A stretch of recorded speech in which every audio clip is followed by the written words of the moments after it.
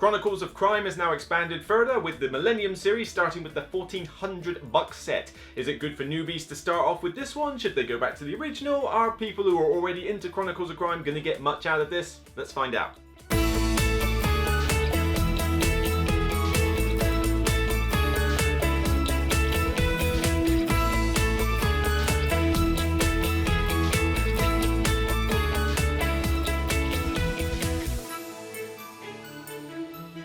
Hello, good morning, good afternoon, good evening. I'm Luke Hector from the Broken Meeple, and if this is your first time checking out my video content, then please check out the rest of my channel and see if any of the videos are suitable for you. If you like what you see, then please consider subscribing. I'd appreciate it very much. And if the game I'm reviewing today or any other game I talk about takes your fancy, then consider acquiring it from zatu.co.uk, where you can use my code at the bottom of the screen to get 5% discount on your entire basket of games. Is there a space on your shelf that needs filling up fast? Then consider making the purchase and fill it up now. Chronicles of Crime originally came out a few years ago and has met with a lot of popularity among players, including myself. I even got the protective sleeve on mine. But this game is a deduction game through and through. Much like other detective style games, you are trying to solve a case. It could be a murder, a robbery, whatever, and you need to find out who did it, how they did it, where they were, who the accomplices were. There's quite a lot of different story variation that you can go through. It's had a couple of major expansions already with Redview and Noir, and now it's just got the Millennium series issuing out to Kickstarter backers as we speak.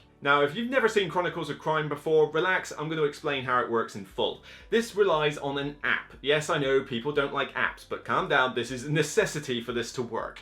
Essentially what you do is that you go to different locations, you speak to different people, and you find different items. But each of the cards in this game, whether it's a person, item, or location, is represented with a QR code. The app not only tells you the narrative of what's going on, but with this app you will scan the QR codes on these cards in order to progress the story. So for example, you might have found a special vase somewhere, a vase on a shelf, and you go, okay, hang on, let me just ask the husband of this couple here about that. You would first scan the husband card, talk to them, it would bring it up on the app, it's like, hello, what do you want? And then you would scan the vase, and then they would say, oh yeah, that vase, that antique vase, yeah, was given to me by my late mother, and it's been in the family for 3 years or something. You know, they will tell you about it. And you could ask somebody about a location, about another item, about another person, and you even had a few helpers, like a cyber hacker, I'm trying to remember from the original set, you know, a cyber hacker, a forensic scientist. You had all these different people that you could call upon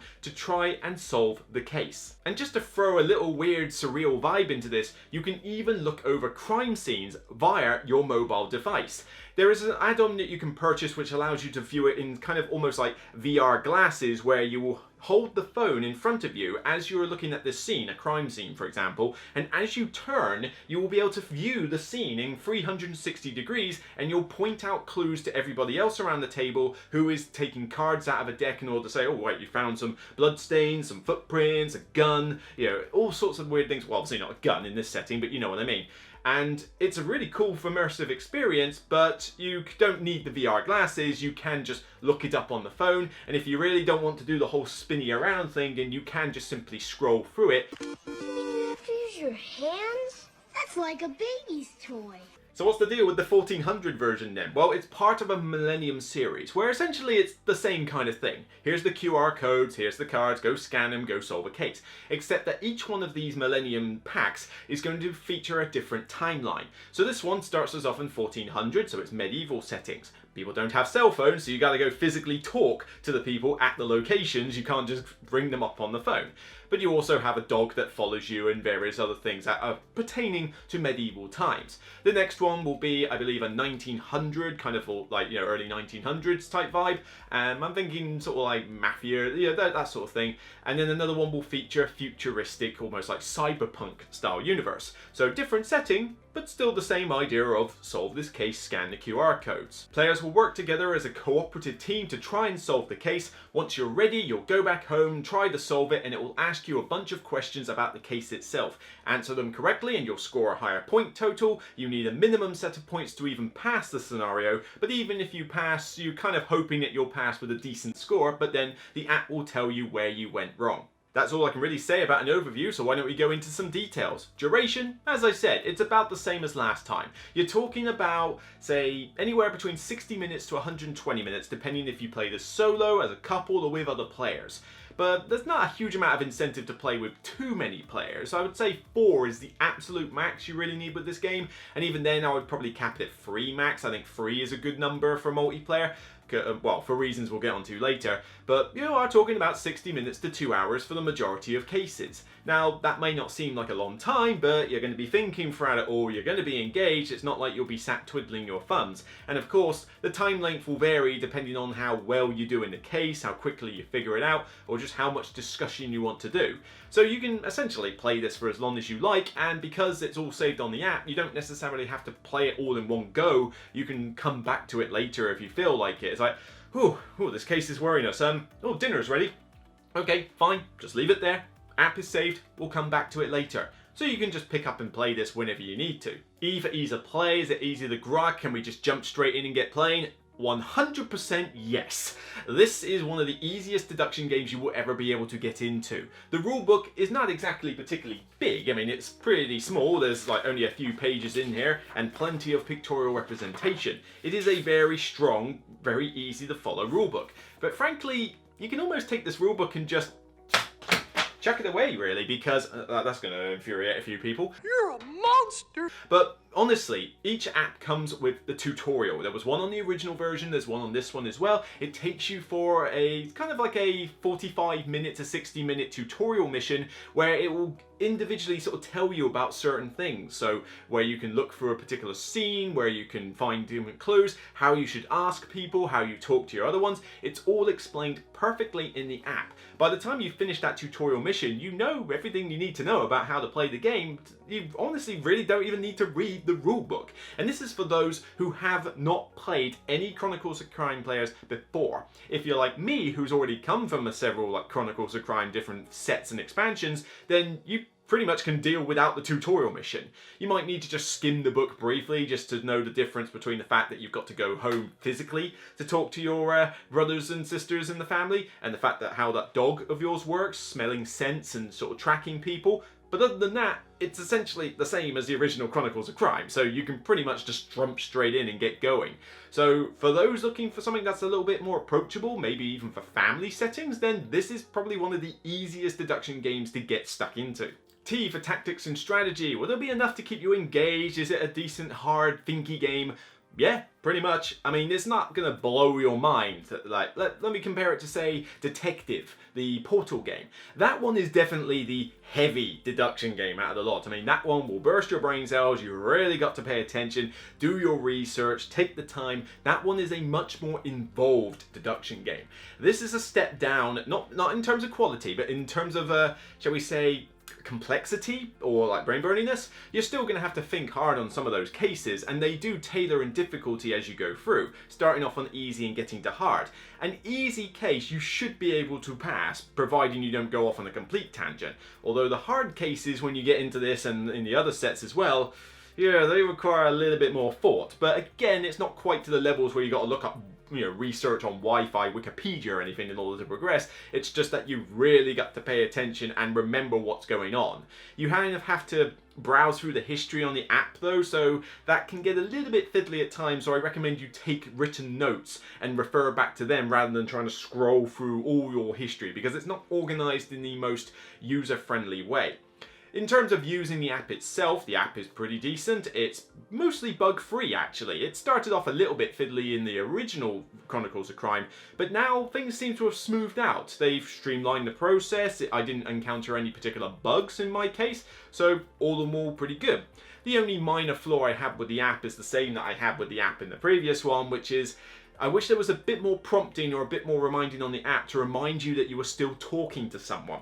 It's very frequent that I will be talking to somebody and think, okay, I need to go to that location then. Right, let's go. And then you scan the location and you realise that you forgot to say goodbye to the previous bloke, so you basically just asked that bloke about the location you want to go to. And it's like, oh, that's just wasted time. That gets a little bit annoying now and again, but the more and more you play it, the more it drills into your cerebral cortex that you need to say goodbye to people before you leave. I mean, come on, it's only politeness. Dear God, what is it like in your funny little brains? It must be so boring. There is still one aspect though that does irk me slightly, and it was in the original and it's still in this one, and it's just one of the flaws that you have to deal with solo play. When you are looking at that cool VR scene of the crime scene, that's really cool and immersive, but it's a lot easier with 2 or 3 players. Because one of you is there spouting out all the different things you see, and the other players are looking through that card deck getting out the clues that you need. If you notice something that they didn't get, you can commit it to memory and probably remember it. The problem is, in solo play, it's just you and your memory, which means that you'll look through the whole scene and then you've got to go through the deck after the fact and look through and find all the clue cards. From a solo perspective, it does make it a bit harder to win certain scenarios because you could easily forget a clue just from bad short-term memory, certainly in my case, and if you do that, then it can really tank your ability to do the rest of the mission if you miss out a critical clue, all because you just happen to forget about it, or maybe you just didn't notice it with your eyesight in the scene, because some stuff can be hidden. And it just makes, that can get a little bit infuriating at times, but not to a major extent. I would have also liked that the app told you where certain things could be found or how you got past certain obstacles. If you get certain bits wrong, it tells you got it wrong and what the correct answer was, but it doesn't tell you how it's right.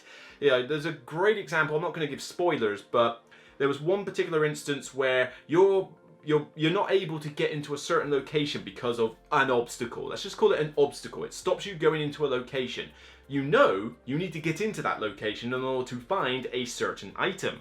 The thing is, how'd you get in there? I still to this day don't actually know how you get in there. Nothing on the Board Game Geek forums has showed me because people don't want to put spoilers and it's a bit too soon for that. The problem is, you then get to the end of the mission, you realise that that's a bit it scored negatively on, but it doesn't tell you how you got into that location. So are you going to sit there and scan everything trying to find out? And for all you know, it could be a complete red herring, in which case you're wasting your time trying to find out. Just would have liked that maybe there was a way to, I don't know, look at a spoilerific section of the app where basically you could go into the case and in detail find out little story elements, or you could scan a particular card and it would tell you, oh, this was so-and-so, in order to get past him you had to do this. So it just would be nice from a closure perspective, but I understand that that would probably take a fair amount of development time to implement. If you've played the original Chronicles of Crime, there's only really 3 new things here that you're going to notice from a mechanical standpoint. Firstly, having to go home to talk to your folks about various things is definitely a far cry from having to phone up your, cyber hacker from across the street. Here, you need to go home, but because that takes time, you don't want to just go home, go somewhere, go home, go somewhere. You need to go home with a bunch of stuff to ask in order to make it efficient for your time. The dog is a nice little neat addition where you can get the dog to sniff out various scents and clothing and that. A little bit inconsistent sometimes on how well, first of all, the dog operates. I mean, sometimes it will just completely whiffle and it's like, nope, can't find anything, whatever. And then the next minute it flies off across 2 different locations to find somebody, and it's like, okay, how is it so bad that time and this time it's alright? But like I say, it's all part of the story. The third aspect though, which I actually do like from an immersive perspective as well, are the visions. The idea is that you have had prophetic dreams and that helps you solve these cases. The cool thing is, you reveal these at the start of each case and they're just pictures. It's like looking at the story elements out of the Mysterium expansion, like Dixit style cards. And as you look at them, some of them are in the past, some of them could be in the future though, and you don't necessarily know which ones are which, but they tell a nice pictorial representation of the story, and when you do start finding out stuff as the case goes on, you start referring back to the visions going, oh hang on a minute, that driver was in the picture. Hang on, that driver knows something, we got to go find this driver. But then it's even better when you come across a vision where it technically happens in the future. And you sort of feel like, well, did this happen because I did this or didn't do this? Or was this fixed in the story? I don't know. It's just a really cool aspect that I think I want to see in the other Millennium series. I hope they appear in some fashion. I mean, visions in the 1900s, that might be a little bit hard to fit thematically, but it'd be interesting to see if they could work it into the cyberpunk setting. A for aesthetics, does it look nice on the table? Is the app functional in its application? Yeah, The app works fine, it was pretty bug-free. It's nothing particularly great in terms of artwork, but it's functional. You know, you can see the pictures on there, you can see the characters you're talking to. It's supposed to be some music on the app. I think they've only just recently updated it with it, because the first time I played it, the music didn't work. But you can have some backing music to go with your play, although to be honest, I'd probably just fire up something on Spotify. I mean, you can find playlists for medieval settings anywhere, and you could just fire up something in the background to make it a little bit better. In terms of the components themselves, the physical components, there's not a huge amount in the box to speak of. You've got some fairly basic cards with text on them, which are easy to read. You've then got the cards with the different portraits, which the artwork is fine. It's nothing to sing home about, but at least it's differentiated. Really, the best aesthetical component is probably the vision cards, and that's probably just because it's a nice sort of Dixit style sized, tarot card, well, whatever size it is, large size pictorial representation that tells a lot of these like scene stories, and they have good detail. But yeah, it's not necessarily going to win awards for aesthetics, but everything still looks fine. Nothing is ugly, nothing is bad. It's just you're not going to be like putting this in like awards for aesthetics. I for immersion, are you engaged and are you wonderfully immersed in that story? Yep, definitely with this one. This is one of Chronicles of Crime's high points. I mean, just like the detective game I mentioned before, the same applies to Chronicles of Crime. You're in that story, the app helps give you that visual representation of who you're speaking to, put the music on in the background and it will take you into that world setting. The fact that you've got to go home physically to talk to people, it works thematically, you haven't got mobile phones and weird stuff. And I like how the visions can be past and future, as I mentioned before. The theme here is super strong. The cases feel different, the settings feel different. It is a story. You are playing through a narrative story, whereas you are trying to figure out the pieces as you go through. And it's brilliant how sometimes aspects of the story can take place because you've got to a certain time point, or maybe you just didn't figure a certain thing out and it's like, well, here are the consequences of your actions.